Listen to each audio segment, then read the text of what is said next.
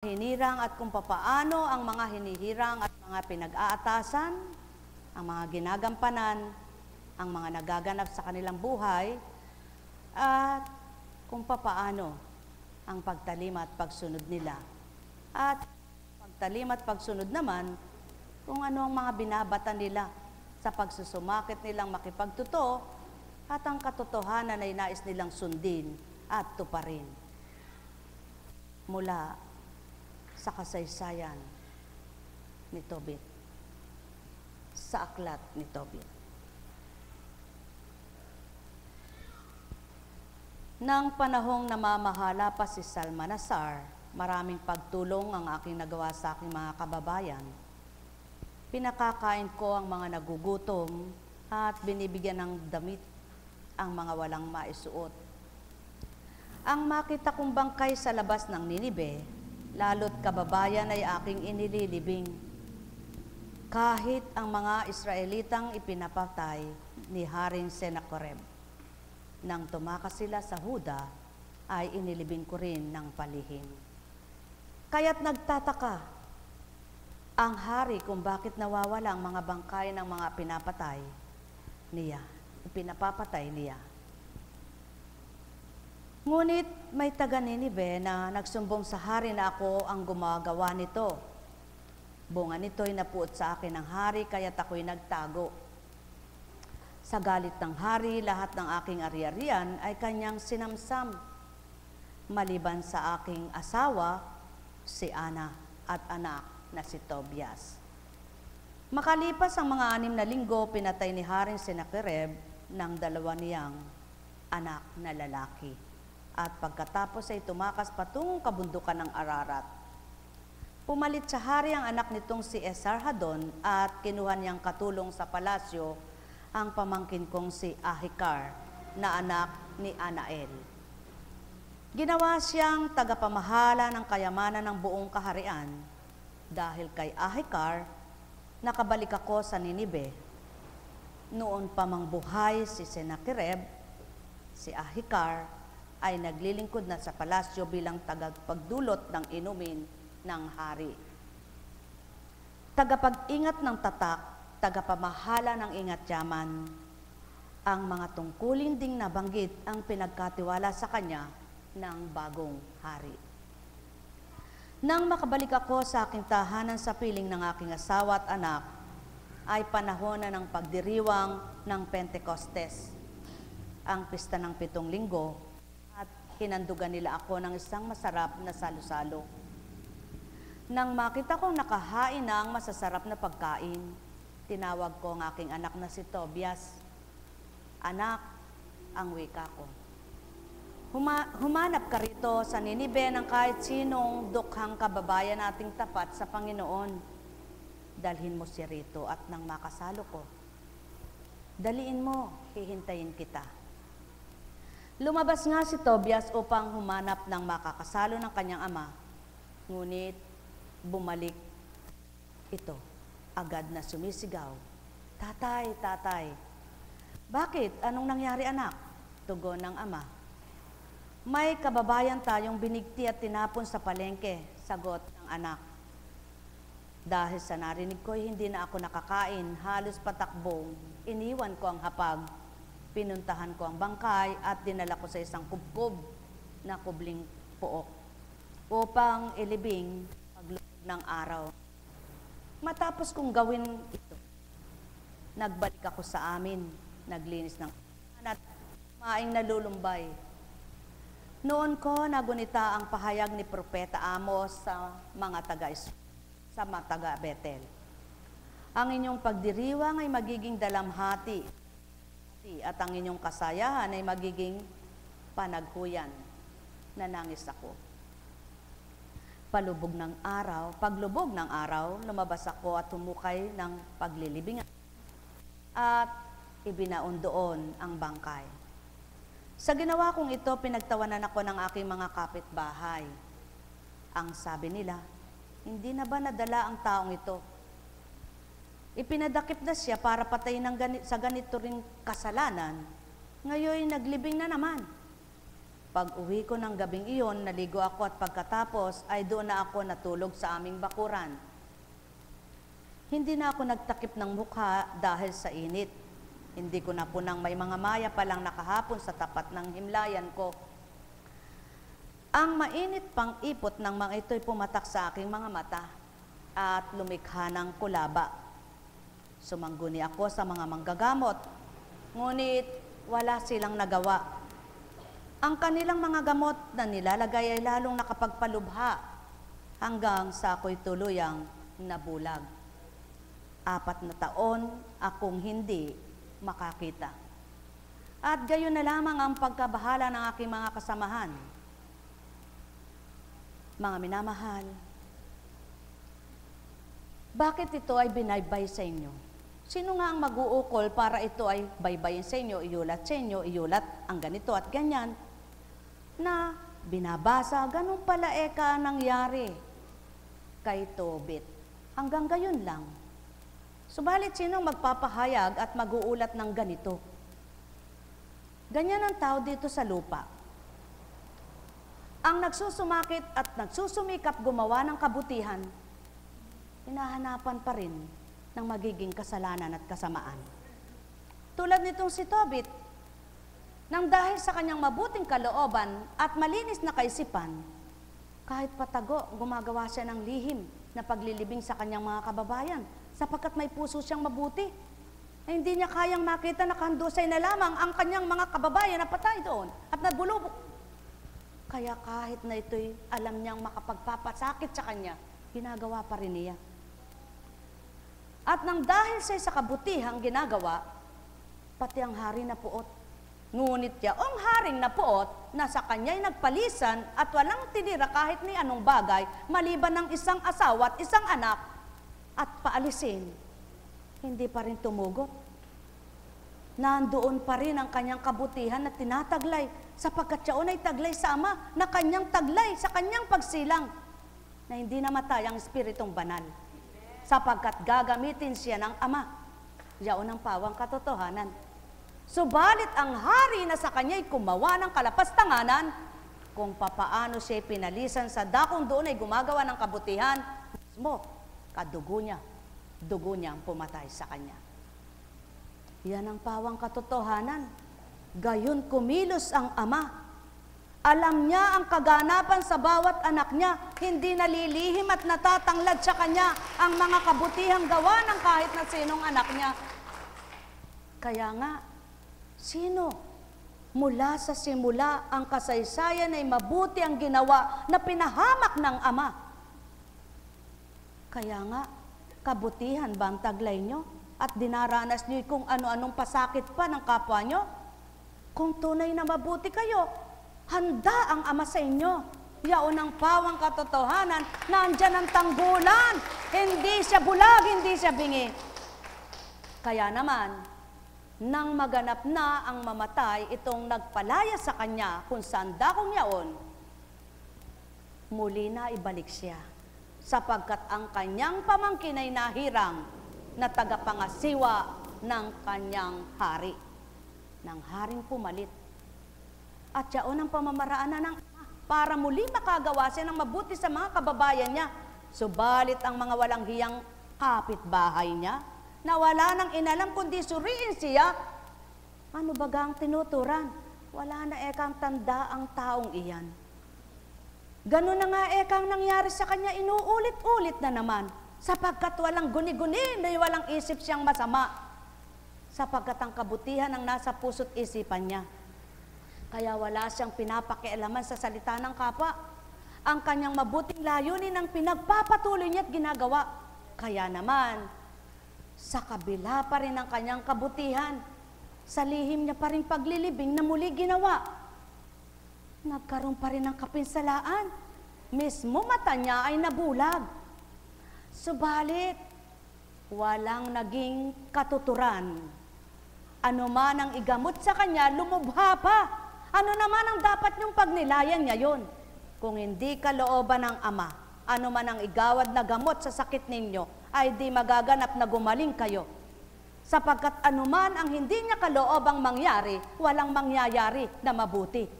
sapagkat di pa nakaukol at mayroong pang gagampanan itong si Tobit sa kanyang buhay. Sapagkat hindi pa nakaukol ang pagbabata ang nasa kanya pang pagkatao, upang doon ay pagsumakitan pa rin niyang tuparin sa kabila ng bulag siya, nandun pa rin ang pag-ibig niya sa Ama, nandun pa rin ang pananalig niya sa pabata. Kaya, hindi niya niloob na magkaroon ng kagalingan at makakita ang kanyang mata. At naroon ang kabutihan na hindi napaparam. Kaya nga ang wika, ang asawa kong si Ana ay nagtrabaho bilang manghahabi ng panahong iyon para kumita at ikabubuhay namin. Paghatid niya sa kanyang mga ginawa, ay binabayaran naman siya agad ng may-ari. Minsan nagtatapos na ang panahon ng taglamig, naghatid siya ng mga nayari niya. Kuha niya agad ang buong kabayaran at binigyan pa siya ng kambing. Umuwi siyang akay ang kambing. Pagpasok niya, humahalinghing ang kambing. Kaya nang marinig ko, tinawag ko siya at sinabi, "Saan ka galing?" At galing ang kambing na iyan. Marahil ay nakaw sapagkat sa kanyang bulag na pagkitain ay wala, nag-isip siya ng baka itong asawa niya ay nagnakaw. Sapagkat ayaw niya pa rin magkasala sa kabila ng siya'y bulag. Ngunit anong pinakita ng ama sa asawa niyang si Ana? Dahil nililingap sila, binayaran na pagdaka, ibinigay ang kabuong kabayaran at binigyan pa ng kambing. Ngunit itong si Tobit na mabuti pa rin ang pag-iisip kahit asawa niya itinutuwid pa rin. At baka sakaling ito'y nagkakasala at nagkakamali. Ngunit pag-maaralan ninyo,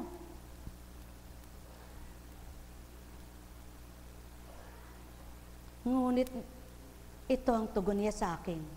Yan ay dagdag ng bigay sa akin bukod sa upa sa aking ginawa. Hindi ko siya pinaniwalaan, pilit kong pinababalik ang kanyang kambing na dala-dala sa may-ari. Galit na galit ako sa aking asawa dahil dito. Kaya't sinumbatan niya ako, sinabi niya, "Ngayon nasaan ang iyong pagkakawang gawa? Nasaan ang mga ginawa mong kapuri-puri? Sa wakas lumabas din ang tunay mong pagkatao." Sapagkat kahit asawa niya, hindi niya kilala yung kanyang katwiran na mabuti, na nang dahil siya'y bulag at walang nakikita, hindi maabot na ayaw niyang magkasala ang asawa niya. Kaya nang dahil sa sinabing nasaktan siya, kahit asawa niya ay naparatangan, nasaan na kayo ng ginawa-gawa mong mabuti? Lumabas na rin ang tunay mong pag-uugali, sapagkat hindi maabot ang kanyang ibig sabihin na ayaw siyang magkasala. Subalit kung mabuti itong asawa niya, di sana'y huwag kang magalit. Hindi mo nga nakikita kung saan ako galing at hindi kita dadalhin doon dahil hindi mo makikita kahit ituro ko man sa'yo. Ngunit dahil nag-init na rin ang ulo, dahil sa pagpaparatang at mainit na rin ang ulo sa kanyang nagaganap sa buhay, nagawa na rin sumagot. Yan ang buhay ng tao. Kapag nag-iinit na ang ulo, lumalaban na. Kahit na mabuti ang katwiran ng kapwa, mailabas lang ang kanyang sariling katwiran, hindi na rin ito patatalo, pananaigin na. Yaon nga ang pag-uugali ng tao. Subalit kung ang tao ay ugaling ama pa rin ang sisibol at maghahari, nandun pa rin ang kababaan. Sapagkat pakikita pa rin ang katotohanan, huwag kang magalit asawa ko, ito'y mabuti ang pinagmulan, maniwala ka totoo, pasensya ka na. Kung gayon sanang sinambit niya, de sana nasabi, ayaw ko sanang magkasala ka. Nasa kabila ng bulag ako, ayaw kong kumain tayo ng hindi galing sa mabuti. Yaan ang tao, kunwari nagmamaang-maangan na mabuti. Ngunit hindi natatarok ang damdamin ng hindi nakakakita. Sapagkat hindi nila maarok ang kalooban ng bawat isa. O tao, kung maaarok nyo lamang ang kalooban ng kapwa nyong nagpapakabuti, di sana nadadama nyo ang totoong pagpapakabuti nila. Na ito'y dapat ay makita ng tao. Na ito'y dapat madama ng totoo.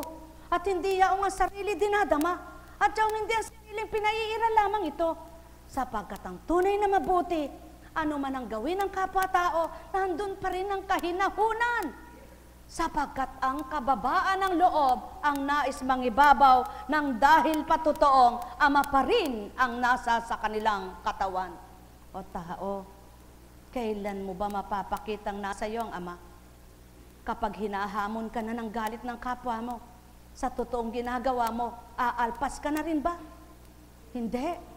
Dapat kahit anong gawin sa iyo, manahimik ka at hintayin mo ang Ama kung kailan tutubusin ka at palalayain sa pagkaalipin mo na tuwir ang totoo tapat naman yung mga layunin at adhikain mo sapagkat siya'y Diyos ng katotohanan at tapat ang pangako kanino man.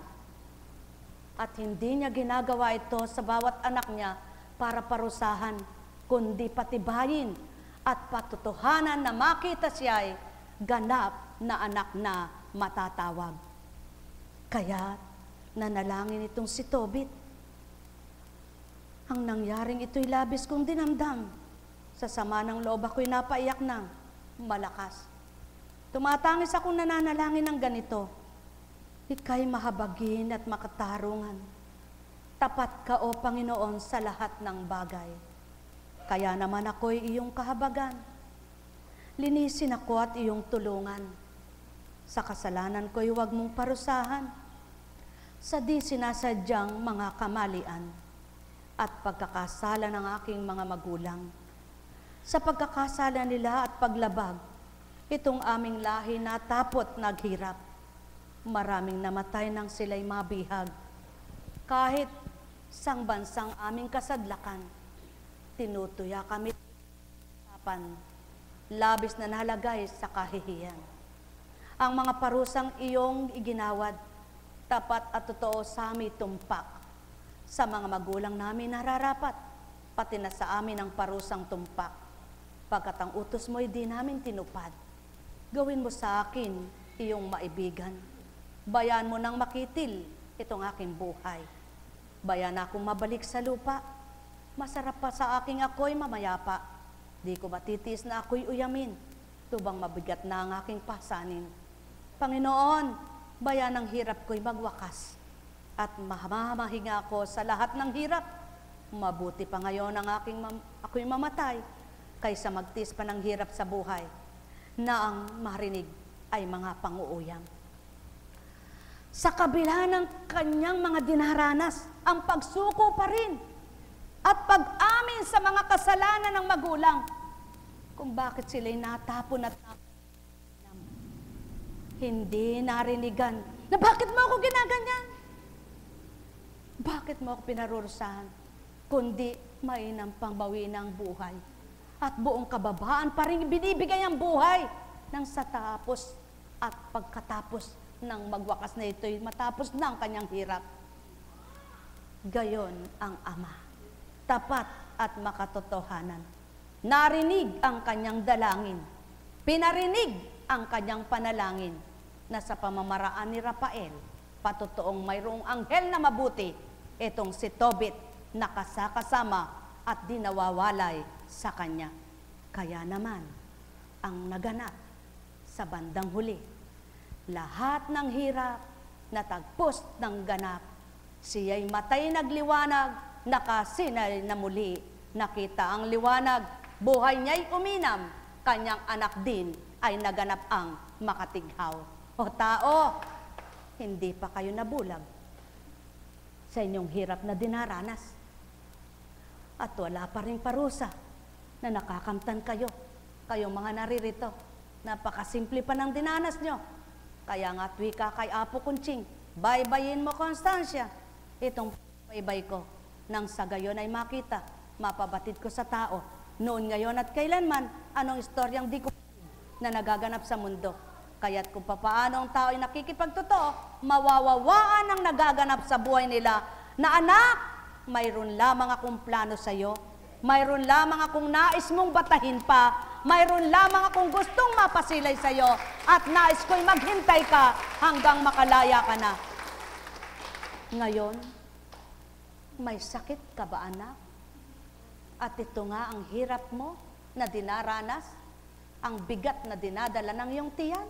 Mas mahirap ang bulag na walang nakikita kaysa ika'y nakalalakad at nakakapamo ang lahat ng nais mong kapain na nakikita mo pa bago subuin. Kaya't kung matibay na katulad ng kay Tobit ang sayo, gaano kadaling itapon ang tubig sa tiyan mo ng amang madaling magparam ng nararapat na tukding. Hindi bagat nakatulog ka na? Batid ko, yaon ang hindi nga pawang magkakabula na hindi taong nasa harapan nyo. Kaya't kung paano nasisilayan nyo yung mata at nakikita nyo sumusuri sa inyo, hindi nyo batid kung paano uriin ko kayo. Kaya't huwag kayong manghusga kapwa-tao. At yan ang katotohanan, may taglay ka man, nakatulog ka. Naramdaman mong sarap ng himbing at tulog na ginhawahan, kampawa bilang katawan. O tao, nasaan ba si Kunching? Nakatabi ba sa kanya? Nakarating ba siya sa tahanan nila? Yan ang patotoo ko sa inyo, na kung bilang tao hindi mababaybay, ang nais kong ibaybay sa inyo upang magnilay at magbulay kayo. Kayo man may pinagdaraanan, kung tapat at totoo kayo sama, makalalaya rin naman. O tao, katotohanan ang tinuturan ko. Kung babasahin kong lahat ito at babaybayin ko pagdaka sa inyo, hindi kayo makakauwi hanggang dapit hapon, sapagkat pahaba ng pahaba ang sususugin ko. Subalit kung kayo'y may pandinig, kayo'y nakarinig, sapagkat ang nais ko, mamulat kayo sa katotohanan, magising kayo sa katotohanan, at magtibay kayo sa katotohanan ng kamtin niyong Ama na inyo'y pinatibay ang pagtanggap sa Kanya. Mahal na mahal ko kayo. Tuwiran kong tinuturan, mahal na mahal ko kayo. Alalaumbaga, ang bawat araw ay pag-asa, ang bawat araw ay ligaya, ang bawat araw ay Ama na katunghay sa bawat isa. Nakikita niya kung ano iyong itsura, nararamdaman niya kung anong nararamdaman mo. Nababatid niya laman ng isip mo, natatarok niya laman ng puso mo. Kaya't siya'y hanapin mo at damhin mong totoo, mahabagin at mawain siyang lubos sa tao. Mahal na mahal ko kayo. Narinig mo baga, anak kong minamahal? At siyaon ang pawang katotohanan, itong dakong ito'y walang taong nag-aral para pagalingin ang inyong karamdaman.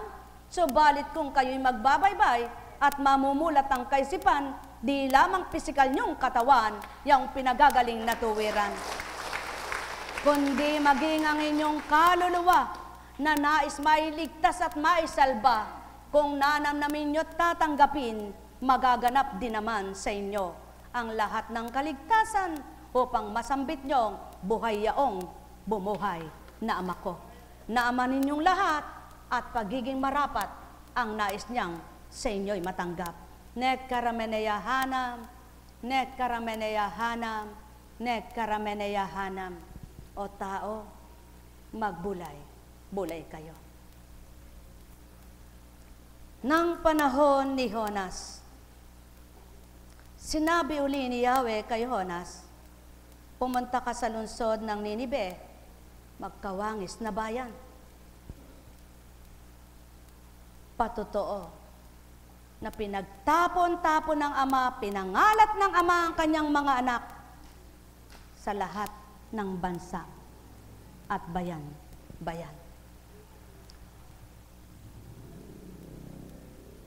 Nagpunta nga si Jonas sa Ninibe, malaki ang lungsod na ito. Aabuti ng 3 araw kung lalakaring pabagtas. Siya'y pumasok sa lungsod. Pagkaraan ng maghapong paglalakad, malakas niyang ipinahayag. Gugunawin ang Ninibe pagkaraan ng 40 araw. Naniwala ang mga taga roon sa pahayag na ito mula sa Diyos. Kaya nag-ayuno sila at nagdamit ng sako bilang tanda ng lubos na pagsisisi at pagtalikod sa kanilang mga kasalanan. Nang mabalita nito ng hari ng Ninibe, bumaba siya sa kanyang trono, naghubad ng balabal, nagdamit din siya ng sako, at naupo abo. Ipinasasabi niya sa mga taga Ninibe, ito'y utos ng hari at ng kanyang mga pinuno. Walang kakain ng isa man, wala ring iinom, maging tao o hayop. Lahat ng tao at hayop ay mag ng sako. Taimtim na manalangin sa Diyos ang bawat isa. Pagsisihan ng lahat, ang masamang pamumuhay ay talikdan, yaong mga kasalanan. Baka sa paraang ito'y mapawi na ang galit ng Diyos. Magbago siya ng kanyang pasya at hindi na ituloy ang balak na paglipol sa atin. Nakita ng Diyos ang kanilang pagtalikod sa kasamaan, kaya hindi na itinuloy ang paggunaw sa Ninibe. Hindi nagustuhan ni Jonas ang pag-uurong ng Diyos sa balak na paggunaw ng Ninibe. At siya'y nagalit, kaya dumalangin siya. Yahweh, hindi ba bago pa ako magpunta rito at sinabi kong ganito na ang gagawin ninyo? At ito ang dahilan kaya ako tumakas patungong Tarsis. Alam kong kayo ay Diyos na mabagin at mapagpala. Alam ko ring matyaga kayo, punong-puno ng pag-ibig at madaling mapawi ang galit. Mabuti pang mamatay na ako, Yahweh. Ibig ko pang mamatay kaysa mabuhay. Sumagot si Yahweh. Anong ikagagalit mo, Jonas? Wala pong lumakad si Jonas papunta sa silangan ng lungsod at naupo. Gumawa siya ng isang silungan at doon hinintay kung ano ang mangyayari sa lungsod. Pinatubo ni Yahweh ang isang halaman na nagbigay ng lilim sa kanya. Labis naman itong ikinagalak ni Jonas. Ngunit kinabukasan, ang halaman ay ipinasira ng Diyos. Sa isang od at namatay, sumikat ng matindi ang araw at umihip ang nakapapa. Halos mahilo si Jonas sa matinding init, kaya sinabi niya, mabuti pang mamatay na ako, sinabi sa kanya ng Diyos. Dapat ka bang magalit dahil sa nangyaring sa halaman? Sumagot siya, oo, nagagalit ako, ibig ko nang mamatay. Sinabi ni Yahweh, tumubo ang halamang iyon, lumago sa loob ng magdamag at namatay. Kinabukasan, wala kang hirap diyan, ngunit nalungkot ka nang iya'y mamatay. Ako pa kaya ang hindi malungkot sa kalagayan ng Ninibe? Ito'y isang malaking lungsod na tinitira ng mahigit 120,000 katao na pawang walang malay, bukod pa sa makapal na hayop. Kung inyong susuriin at kayo nakatatanto sa aking ibig at layon, ano nga ba itong si Jonas? Sumunod, tumalima sa kabila ng kanyang pagtutol sa una. Kaya nga siya'y nahiyagis sa karagatan. At kinain ng 3 araw sa loob ng isda ay niluwal. Ngunit dahil mabubuhay pa, walang kamatayan siyang nakamtan. Yaon ng Ama. Kapag gusto kanyang mabuhay, may pamamaraan pa siya. Kapag gusto kanyang buhayin, may gagawin siya na hindi kaginsa-ginsa laman ng isip mo at di malirip mo tao. At yaon na nga, nang dahil may gagampanan siya, inatasan siya at tumupad naman. Nang dahil kilala niya itong Ama na mabuti sa lahat, kaya siya tumatalikod at ayaw niyang sumunod, sapagkat alam niyang ito'y mahabagin at maawain. Tunay nga, gayon ang Ama. Lahat ng kababaan ay nasa Kanya. Babang-baba na, mababang-mababa pa, yaon na yung loob niyang mahabagin at mapagmahal. Kaya't kung tatanggap lamang ang kanyang mga anak, ito'y mararamdamang matwid nilang tatanggapin sa buong buhay nila'y sila'y makapananahan. At ano naman ang nakita nyo sa pagiging mababang loob ng isang hari? Hindi alintana na siya'y hari, sapagkat sa takot niya na may maganap na wasak at bawasakin itong Ninibe na maraming maalipin, mapipinsala. Yan ang tao na totoo sa Ama. Hindi sarili ang iniisip. Ibababa ang kanyang pagkatao. Iyahamak niya sa pananaw ng Ama. Makita lamang niya ang kanyang kapwa na nais iligtas sapagkat di na alintana ito. Ilan na nga bang gumawa ng ganito sa inyo? Ilan na ba ang bumaba sa kanyang trono para sabihin niyang tumutupad sa Ama?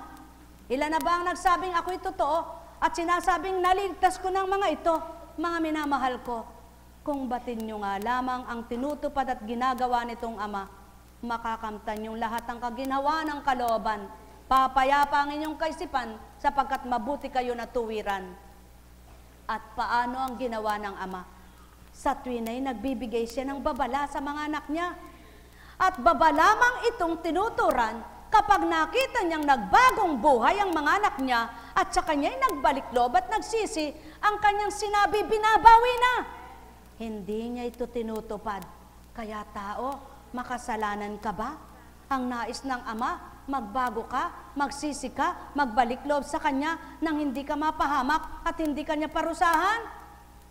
May panahon pa, sapagkat ang layo niya kung ano ang kaligtasan ng kaluluwang nais ipagbigay alam sa inyong lahat. Kaya tinupad ng anak na binaba sa lupa ay kamting nyo rin pawa. Hanggang sa kanyang kabutihan, nakita man din ito. Kaya't itong si Jonas na may inggit sa sarili, na hindi niya inalintana ang kaligtasan ng kapwa, napahiya sa palagay niya na hindi natupad ang sinabi ng ama, nawawasakin. Mas gusto pa niyang matupad ito kaysa sa kanyang mapahiya. Ganyan ang tao kung minsan mas minamahal yung pagkapahiya niya. Sarili lang niya, nililigtas niya, ngunit wala siyang pakialam sa iba, kahit mapahamak pa sila, na samantalang nakikita nitong ama, kung niligtas niya ang kapwa niya, maaring iligtas din na higit pa siya. Kaya naman, upang mapagnilayan itong si Jonas ang kanyang ginawa, pinasibol niya ang isang halaman upang doon siya'y liliman. Doon din pinakita ng ama ano ang di niya kayang gawin. Sa isang iglap may magagawa siya na kaya niyang pasibulin ang nais niyang pasibulin, na kaya niyang buhayin ang nais niyang buhayin. Subalit paano niya ito gagawin sa mga anak niyang walang pakialam at di inaalam ang pawang kabutihan? Ginantihan pa rin ang ginawa nitong si Jonas sa kabila ng gayon ng kaganapan, dahil sa kay Jonas na pagkatao na iligtas ang bayan ng Ninibe, yaon ang ginantihan ng ama. Kaya't pinakita pa rin kay Jonas na may nagagawa siyang mabuti at ginantihan ng kabutihan. Tao, sa kabila man ng kasalanan nyo, na nagiging kasalanan nyo, ang minamasdan ng amay kapag kayo gumawa ng mabuti, gagantihan pa rin ito. May ginawa na ba kayong kabutihan sa kapwa nyo? Gantihintahin nyo sa tuwin ay nakala nito, sapagkat ang amang mapagpala sa lahat ng dako, walang lihim ang ginagawa ng mga anak niya, at di malilihim magpakailanman. Kaya naman tao, itong habilin at layon sa kanya, at layunin ng taong sa kanya'y sumusunod man din. Magbago, magsisi, at gagawin ng ama ang ikatutuwa mo, anak niya. Mahal na mahal ko kayo, tuwiran kong tinuturan, mahal na mahal ko kayo. Kaya nga pakatandaan ninyo mga mahal ko, hindi lahat ng nagtutungo rito'y masisiyahan, matutuwa, makababata, lalo't higit ang ayaw magbagong buhay, na ang tinatanggap niya lang ay ang sariling katwiran, na nagkakaroon pa ng pagnanasa sa sanlibutan, lalo't higit ang mga makasalanan ng isip at damdamin. Nag-aalimpuyo, nag-iinit ang katawan, hindi makali, nag-aalab ang galit, nagningit-ngit ang galit, sapagkat sila ang palagay ay tinatamaan. Subalit, isip nyo ay damdamin, ay isa lamang, mahal kayo ng ama, mahal na mahal. Nais mailigtas, tatanggap kayo, makikisa kayo, maglalayon kayong baguhin ang masama at maging mabuti kayo pawa. Mahal na mahal ko kayo. Yaon din ang katotohanan, saan ka magtatago na hindi ka makikita ng ama? Saan ka susuling na di ka nakita? Kaya't kung totoo kang anak niya, tanggapin mo ang mabuti, sumunod ka sa mabuti, at pakikita niya, ika'y mabuti rin, anak, at mabuti sa'yo. Mahal na mahal ko kayo, tuwiran kong tinuturan, mahal na mahal ko kayo. Kung minsan, nakakalubay, kung sino pa yung basa ng Biblia, at salita ng salita sa salita ng Ama, di matarok, di maabot ang katwiran at kalooban niya. Sapagkat May sarili siyang katalinuhan at may sarili siyang palagay. Ngunit ano ba ang adhikain ng Ama? Bakit nailathala ang mga salita niya? Upang paanyayahan niyang mga anak niya na mga anak ko, ako'y buhay at di patay. Sinusuri ko kayong lahat, saan man dako kayo magsitungo, lirip na lirip ko ang inyong basang-basa ko itong lahat. Tarok na tarok ko ang laman ng inyong puso, damang-dama ko ang inyong pagmamahal. Na tapat at totoo kung talusira rin ito at kayo mapagpaimbabaw. Mahal na mahal ko kayo, tuwiran ko ang tinuturan, mahal na mahal ko kayo. Nek karameneyahanam, nek karameneyahanam, nek karameneyahanam. Kaya nga, mula sa sulat ni San Pablo, ang wika nga niya,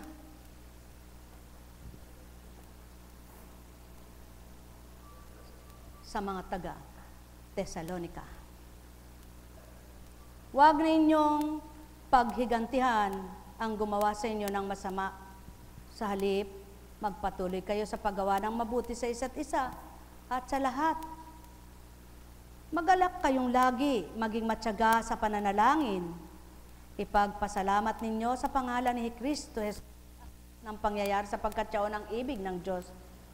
Huwag ninyong hadlangan ang Espiritu Santo. Huwag ninyong hamakin ang anumang pahayag mula sa Diyos. Suriin ninyo ang lahat ng bagay at pulutin ang mabuti. Lumayo kayo sa lahat ng uri ng kasamaan. Naway, lubusan kayong pabanalin ng Diyos na siyang nagbibigay ng kapayapaan. At naway, mapanatilihin niyang walang kapintasan ng buo ninyong katauhan. Ang Espiritu, ang kaluluwa at katawan hanggang sa pagparito ng Panginoong Hesukristo. Yan ang katotohanan. Pinasisigla ng Ama ang Espiritu ninyo na mula sa Kanyang Espiritu, pinalulusog niya at pinalalakas ang inyong kaluluwa at binubuhay ang inyong katawan na pinaiinam, pinabubuti, mandinyaan. Ang may pandinig ay nakarinig. Kaya nga, nang kumilala kayo, kayong mga kikilala at kumikilala na, gumagawa kayo ng pamamaraan makaiwas sa hindi na dapat iwasan. Sapagkat ang layo nyo na lamang, sumunod sa Kanya. Yamang nabatin nyo'y totoo, tapat, buhay siya. Yamang nadama nyo, mapagkalinga, mapagmahal, at marapat siya sa buhay nyo. Yamang kayo'y nakikisa, nakikipagtotoo, naway tuwiran nga ninyong makilala pa ang Diyos na Ama. Nek karameneyahana, nek karameneyahana, nek karameneyahana. O aking Ama, na Ama nila, ang bawat aral mo ay kaiidang. Sa bawat saglit, ika'y may nakalaan sa buhay ng bawat isa. Ikaw aking Ama, ang tunay na sigla't galak, magliwanag na ganap, yaong sa'yo'y naghahanap at nasumpungan, yaong sa kanla'y dapat. Kung paano mo ito hinahayag, na layon mong lahat ay makatanggap. Patuloy mong sa tawa'y nilalahad, upang lubos nilang matamo ang wika mo sa kanila, Ama. Lahat ng sandali, tanging ikaw ang siyang alay, alay na mabuti, alay na kay ganda, alay na ganap, at di magbabago sa sino mang iyong mga anak na binuhat at inandugan ng bagay upang makilala at madama sa pamamaraan na alay mo, Ama. Ikaw ang tuwira, siksik-liglig, umaabang ang mga pagpapala, ang liwanag mong alay at pagmamahal na walang kamatayan, na di kailan pa man mapaparang.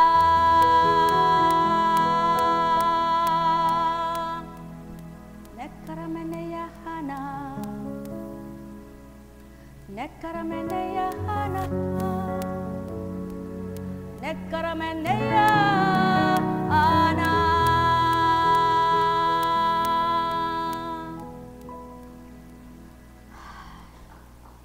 Buhay ba ang Diyos? Tapat ba ang Diyos? Totoo po ba ang Diyos?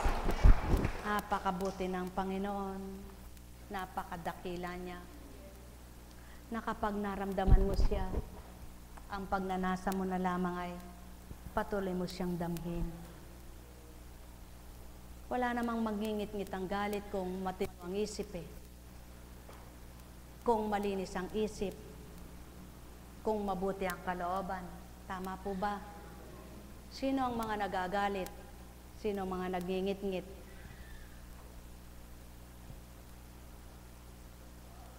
Subalit, alam niyo po ba, marunong din magalit ang Diyos, di ba?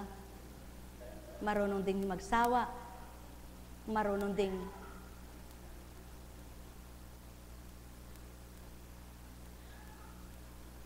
umayaw. Buhay ba ang Diyos?